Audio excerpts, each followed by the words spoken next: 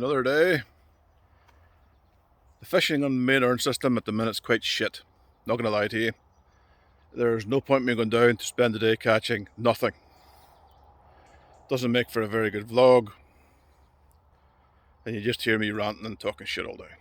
So, I've come to the little carp ponds that's outside where I live. And I'm going to do a day here.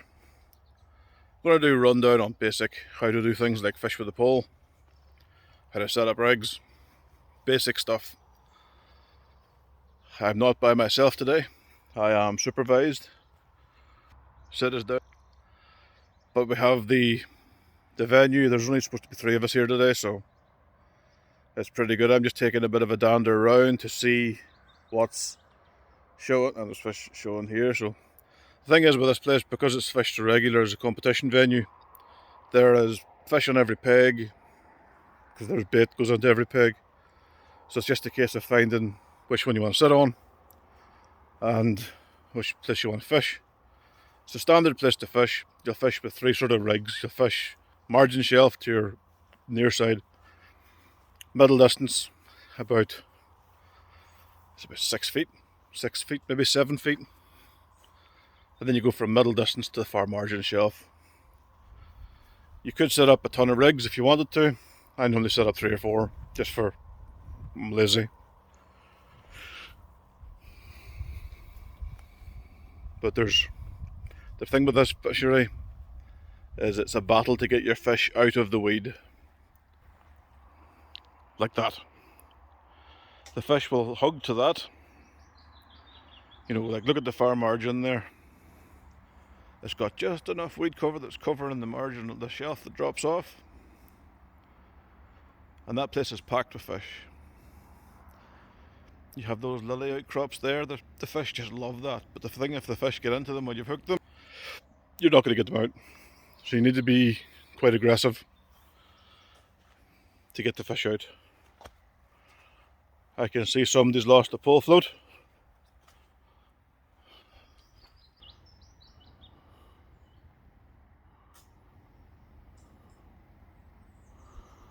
So I'm going to try and have to get that out at some point. But it shouldn't be so bad. Weather gives it to be drizzling. Basically overcast. It's quite warm, t-shirt weather. So I think today should be good. But let's get the stuff out of the van and let's get to fishing. A few moments later. So here we are all set up. I've went to peg 1. I took a walk around the pond and there's fish feeding in all the pegs. So I figured peg 1's as good as any. I have a good weed bank in front of me. I've got some nice lilies to fish to as a feature. I've got some reeds here to my left that hold fish. You can see, if you sit and watch those reeds long enough, you'll see the reeds suddenly kick because there's fish in there. And on this side of me, I have a clear channel where there's about 3 feet from the side of the lake to the bank of weed. So I'm going to feed in here. That way if there's a fish patrolling around this bend, come to the feed, start to fish. In front of me, I'm going to put some sloppy ground bait to get fish in there feeding in front of me. And I'm going to bait up. I'm only going to fish 3 swims. Left and right margin and just dead in front of me. There's no point trying to fish to the far bank here because it's more than the length of pole that I have. The longest pole I've got here today is 10 metres. And to be honest with you, I don't even think I'd use the 10 metre pole. I think most of my fishing today is going to be with 6 metre and 4 metre. But we'll just have to have the 10 metre pole. This is the 10 metre pole here without the top effect. I put a top 3 kit on. There's nothing on the top 3s. But here's a top 2 even.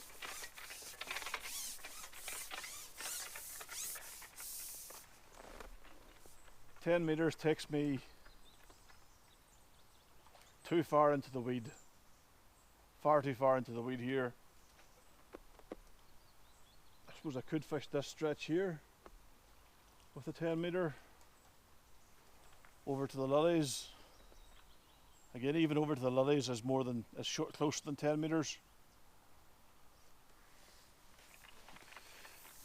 So I don't think I'll be using the 10 metre pole that much.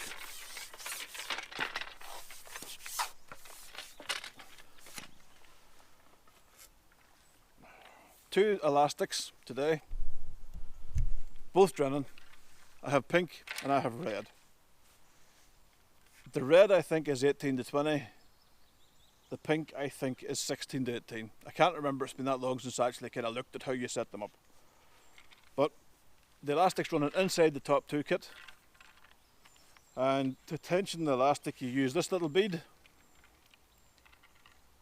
Always wet the elastic, it makes the bead move easier.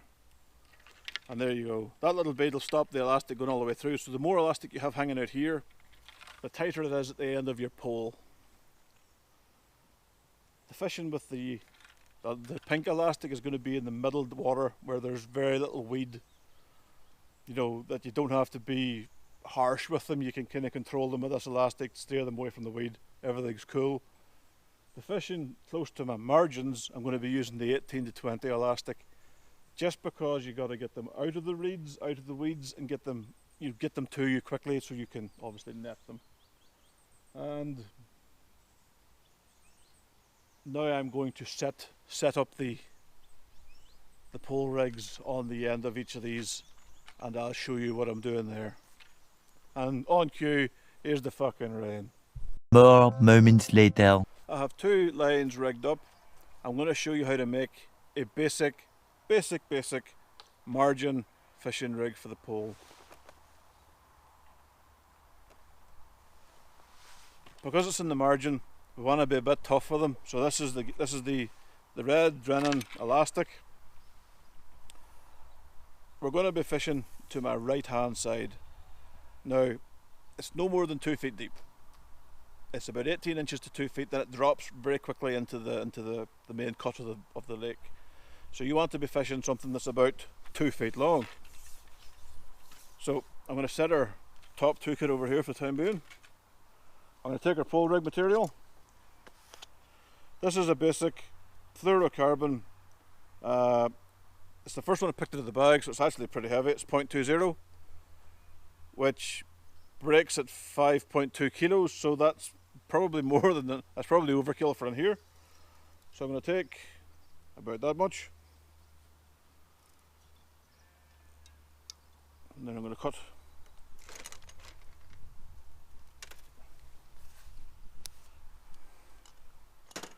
The first thing I'm going to do is tie a figure of 8 loop. This is going to be attached to your Drennan, not your Drennan, to your Dacron connector. There's many different ways of attaching your pole rig to your elastic. There's like plastic catches you can get. There's flick tips where you're not actually attaching it to any elastic, you're just attaching it straight to the pole. And this is why I always tie my rigs at home, not on the bank, because it's a bit of a bollocks.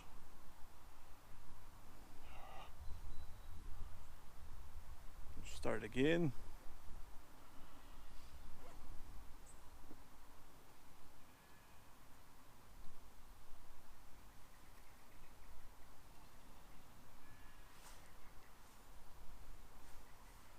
Always wet your knot before you pull it down tight. Then trim off your tag. There you have it. Simple loop. Nice, easy, simple, not difficult at all. You want to then connect it to your Dacron connector. Fold it back on itself like so that when it tightens up it's going to snug, it's going to basically loop it around itself. You take this is a Dacron connector. Take your Dacron connector, push it through, pull the line so it's nice and tight, and there you go. Now your line is connected to your elastic.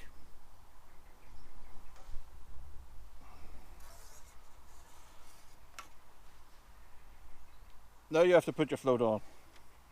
And because I'm only fishing in the margins, it's only about 18 to 20 inches deep, I'm going to use a 0.2 gram float. Tiny little float. 0.2 of a gram. You'll also need some silicone to secure the line to the float.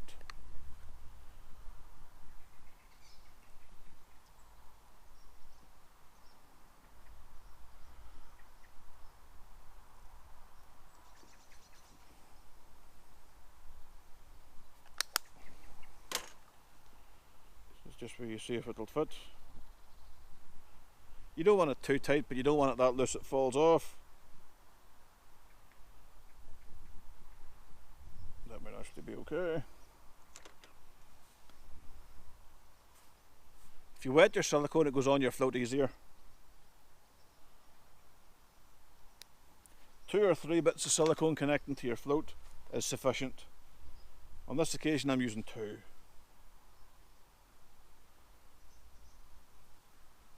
So you thread your float on the line, usually there's a little eye. Thread it down the line, put your silicone on.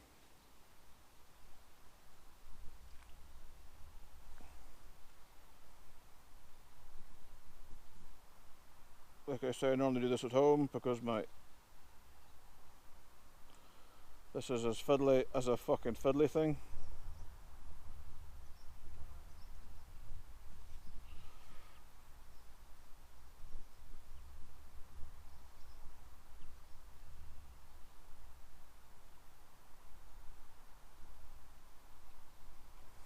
Yeah.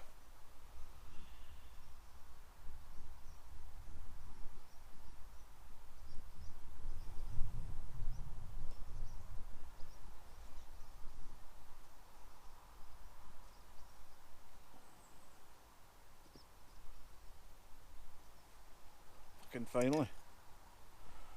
So you have your 2 little bits of silicone, and this is how you connect it to your float. Again, a little bit of spit in the silicone.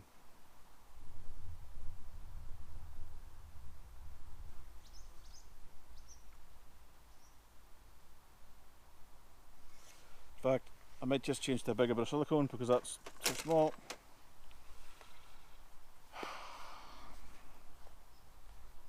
In the background you should be hearing clown music.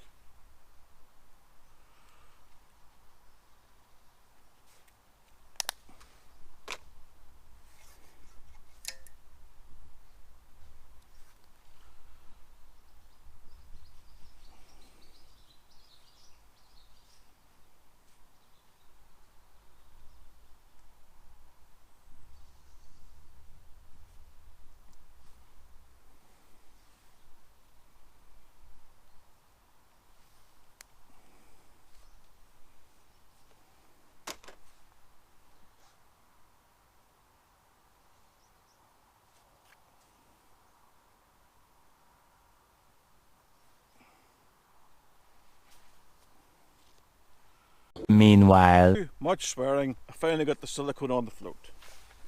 Now because it's only a 0.2 gram float, it's not going to need an awful lot of weight.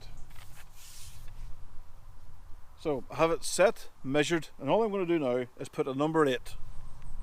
A tiny little number 8. Oh, I'm smashing everything up.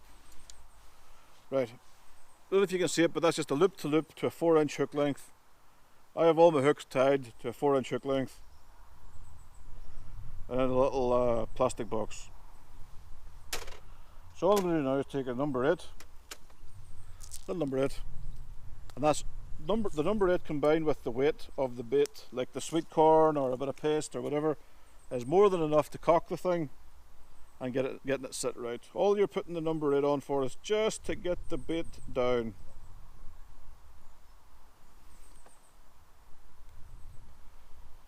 So now I have the 3 swims I need. I've got the one in front of me, I've got my margin swim, and I've got this margin swim. Now I've baited this side, I haven't baited that side. So I'm going to show you now how I bait the swim, which is dead easy. You can use a pole, like a cupping kit. Poles will come with cupping kits. Or you can use this, which is just like a pot that you stick onto your pole. Guru make them, Preston make them, Fox make, Drennan make. Basically they're made by every cunt in the market. And you just slide them onto your pole. Like so. This is a large one because I'm going to put a big amount of bait in to start off with, just to get the swim a bit going.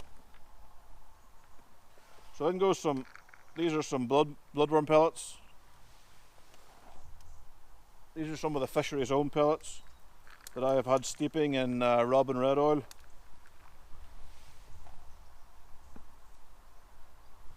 Here's some corn, just a little bit of corn because I'm going to be using corn as bait, so I want to introduce corn. And then topped off with my very wet mix of, this is Sonia Bait's chunky fish. So it sits like this here, and then you dump this in your swim, which is dead easy. You just have to not fucking pour it out before you get it connected to your pole. So this is the fun part.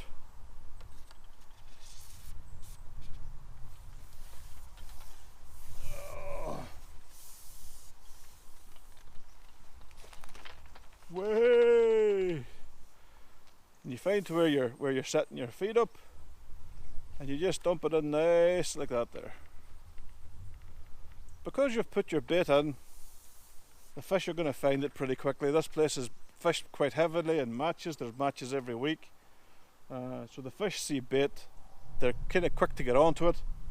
So in fact I can already see where my margin swimming here. I can already see fizzing and bubbles coming out of it, and I can see bubbles rising from that swim. So I'm going to start in the middle. I'm going to use a little bit of corn as bait.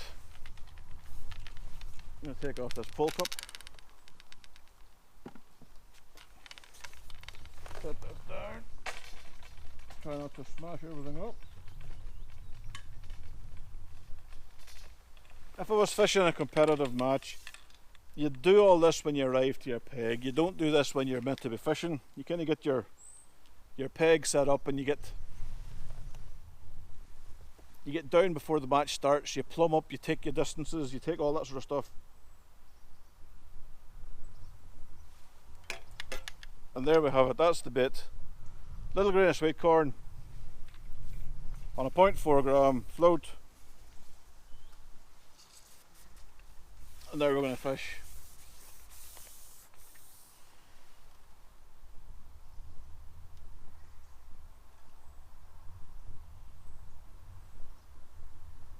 Somebody arrived there? I think that was Steve arriving.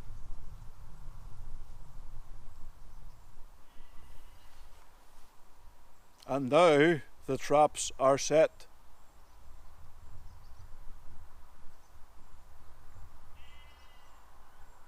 I know pole fishing isn't for everybody. I know some of my viewers that I do pike fishing content, I seem to get a lot more views. When I do feeder fishing content, I get a lot of views. When I do the pole fishing stuff, not a lot of views. I can understand that. Pole fishing isn't for everybody. But when I'm fishing like this, it's purely because if I go to the Erne, it's fishing on its arse. It's crap at the minute. So I may as well come somewhere where I know I can catch some fish and have a bit of a laugh. You know, it's close to where I live. I don't have to drive, you know, a 60-mile round trip to fish in the Erne, catch next to fuck all, and then drive home again. And I'm just getting some little dinks in the float here. This place is nice. It's not like what I would call a fish soup venue, where you could walk across to the other side on the top of the fish and not get wet. It's nice stocked. Yeah, I don't need to see that, buddy. Just to put you off. It's not overly stocked. It's not a heavy stocking of fish. There's orphan here. There's tension here. There's carp in here, roach and perch, and also eels.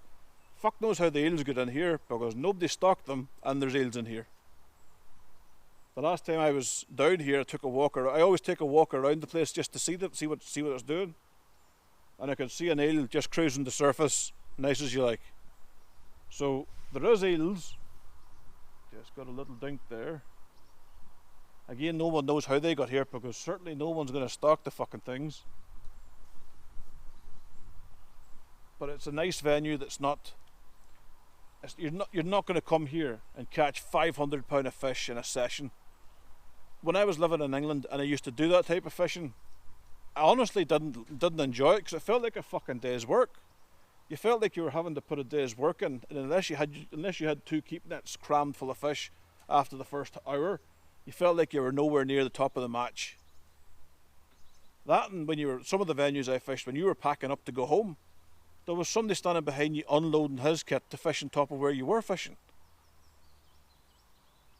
Now if that's your type of fishing, fine, that's cool. It's just not for me, it's not my style. That's why I don't do matches anymore. Anyway, I'm going to turn you off. I'm going to carry on fishing and see if I can start putting some fish in the keep net.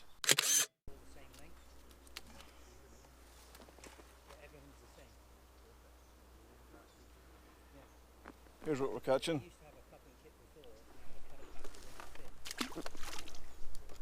They might not be the biggest, but they're good fun.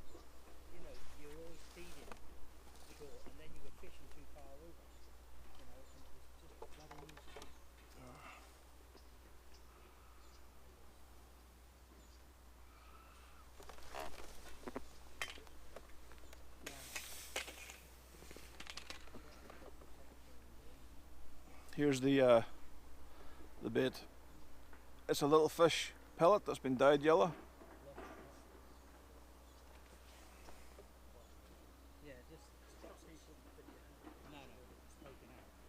Not an awful lot.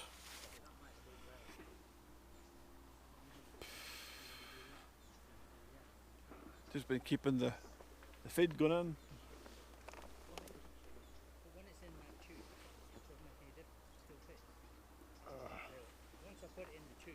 The Sonya bait's chunky fish is basically mashed up pellets.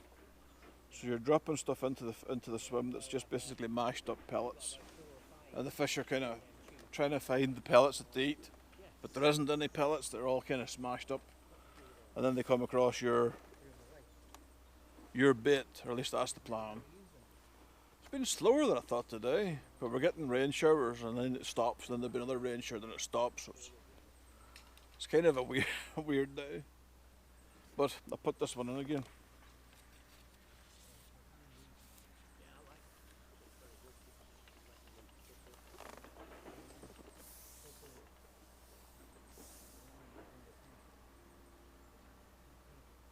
Just fishing beside the margins.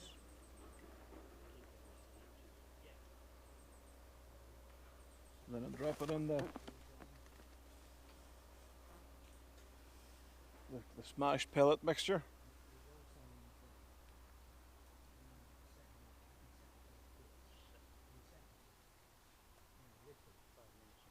And then it's just a case of waiting for the bite.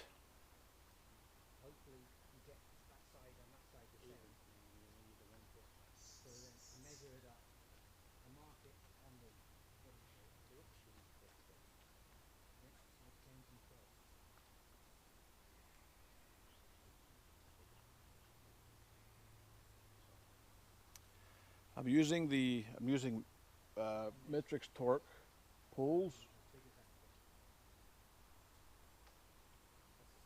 I got a 4.5 meter, a 6 meter, and a 10.5 meter version of it. And I'm actually really impressed. They're meant to be kind of budget carp fishing poles. And I'm actually kind of silently impressed with them, because for the money you can't really fault them.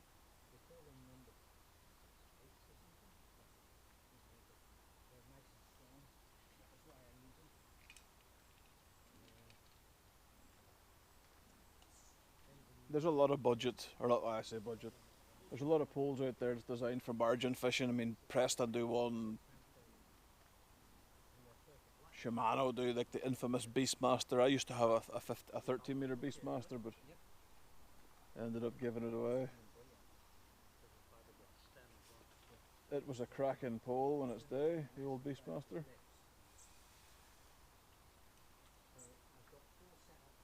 You'll see that I'm not fishing a million miles away from the bank here. My swim in the middle of the lake isn't really fishing, but I decided to hit the margins.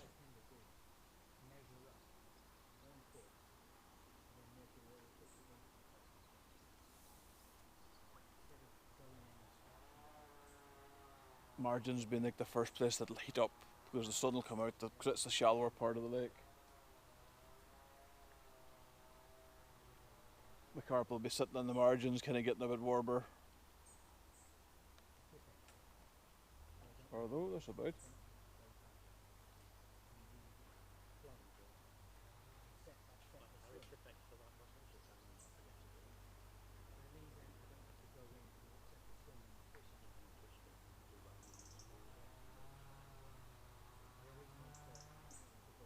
we go.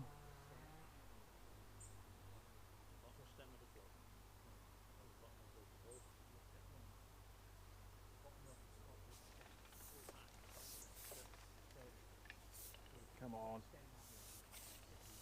This way.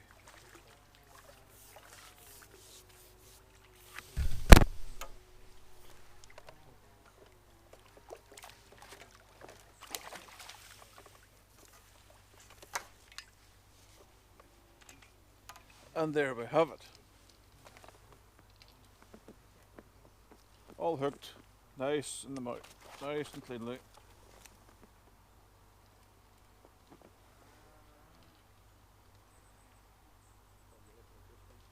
Come on, there we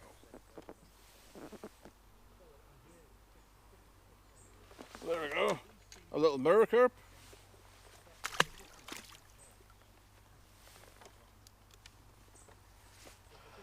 I think I need to drink a Lucozade now. And maybe a sandwich. One eternity later. Well, it's time to go home. It's been kind of slow, fishing wise. You know, the weather's been not so bad. It's been overcast and it's been sunny, so it's been kind of changeable. But it hasn't been so bad. The place is kind of it's coming more and more alive the longer I wait here, but I have to go home. I have stuff that I need to do. So I'm going to get the fish out of the keep net, do a quick photograph, and then let them go and go home and get beer and probably a takeaway. But it's Saturday and I need to have beer. Be rude not to have beer. Anyway, I'll set you guys up so you can see the fish that I get before I take photographs. There's a bit more than you think.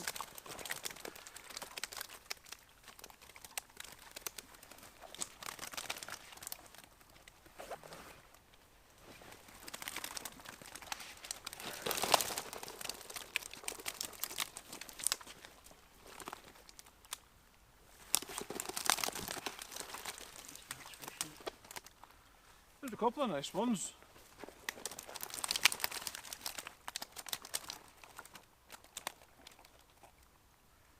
Yeah, there's a couple of decent ones.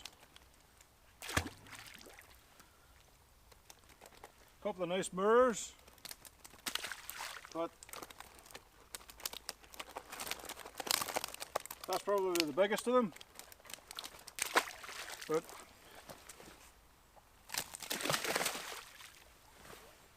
so all in all, it wasn't a bad day.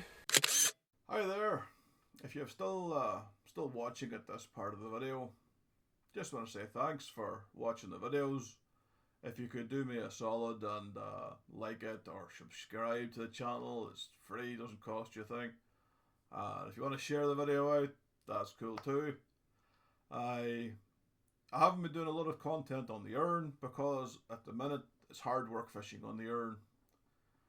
You know, not so much that the fishing's a bit crap, but with it being the summertime, there's more humans on the water, like the jet ski humans and the cruiser boat humans, who see anglers like me and other people as an inconvenience that needs to be annoyed and wound up on the water, as opposed to just another person that, you know, as a stakeholder of the venue and enjoys fishing there and should be given the same respect as everybody else. It is a minority within that community, but that minority is a huge pain in the ass for everybody else. Also noticing that they're complaining there's not enough jetty space in the big towns like Enniskillen. I kind of wonder, you know, how much more jetty space do these people demand? You know, when you've got jetties that are set up specifically for anglers, they're not strong enough to secure boats, and you can take a walk into Enniskillen town, and you can see jetties that are angling specific ones where they have boats tied to them. You know, a lot of these jetties are in poor disrepair at the best of times, so chaining a boat to it probably isn't the smartest idea, and it just makes the jetties that are there that are pretty substandard a lot less safe. So, questions really for the Waterways Ireland and the Fermanagh Omagh Council, who'll just play ping pong with the issue. They'll just say, this is this person's business and this is this person's business, and it just goes back and forth. So yeah, I'm avoiding the urn for the time being. I will be back on it eventually. I'm still doing angling. I'm still doing different places, different venues.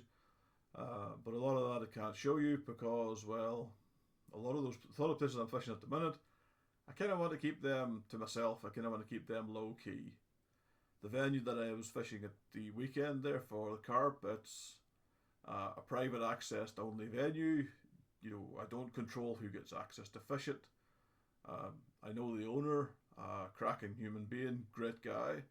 He will guard this place like it is his baby. He will look after it like it is his child. You know, he does not tolerate any shenanigans on the place at all, full stop, the end. So if you're lucky enough to get access to it or being invited to fish it, you obviously you don't, go there and, annoy the owner. Otherwise you'll just never get to fish it again. I kind of like that. I kind of like that the place is so policed, it is so looked after. The man, to make the place, it's something that he's put a lot of time and effort in to make it his like a venue. So you got to respect the man's passion for. I can remember these ponds being dug before I went off to the military in 99, 2000. They were dug then, so they've matured beautifully. We're talking like 20 something years, and those ponds have really matured. They're a nice place to fish, and I'm thankful that I have access to get on there. Speaking of the urn, I'm still kind of a bit shocked that there's that many pike guys on the urn in the middle of the summer. Still shocked that there's that many pike guides taking humans out or taking guys out, customers. It's the middle of the summer. Pike don't really do too well being fished for in the middle of the summer. So it kind of blows me away that I see so much of it happening. I mean, perfect example. Last day fishing on the river with Steve. When we arrived, there was a group of guys there fishing, and they'd spent the night. Half of them were shit-faced and couldn't make a coherent sentence. And when they were coming to packing up and going home time, they had to they didn't have to be encouraged to put the fish in the keep net back into the river. But I was definitely keeping an eye on what was happening to make sure that the fish were indeed put back into the river in the keep net. They packed up and left, and we thought that this is great, we'll have a day's fishing on the river. It was actually a day meant to show you guys how to do something like slider float fishing, but it was really, really hard work. The aforementioned boat traffic, and it just was a hard work. It wasn't going to make a video. And as we were kind of in the middle of the day, a load of guys came down and decided to fish for pike. Just cast out baits, stick the rod butt in the ground so the rod's up in the air like that. No bite alarms, no unhooking tools that I could see, no landing nets that I could see. And I'm there thinking, what were the chances of anything those guys caught being returned to the water unmolested, if it was ever going to get returned to the water. So again, I don't understand. In the summertime when the water is so hot, that means that the oxygen level in the water is basically lower than it is than if it was in the wintertime. So the pike will fight as hard as they normally fight, burn up all the oxygen in their blood, then they'll be released, go to the bottom, and then go belly up because they can't take the the stresses of not having enough oxygen in the water. And summer pike fishing is well, summer angling for most species is one of those things you got to kind of look at. You know, if you're fishing for a species like roach or bream, you know, that can tolerate low oxygen water levels, then that's kind of cool. You can still kind of do that. But if you're fishing for something that doesn't really tolerate low oxygen environment that well, like trout, or if you're in England fishing for barbel or chub, they don't really tolerate low oxygen water levels that well either. You know, I have a couple of guys that fish some of the big barbel rivers in England who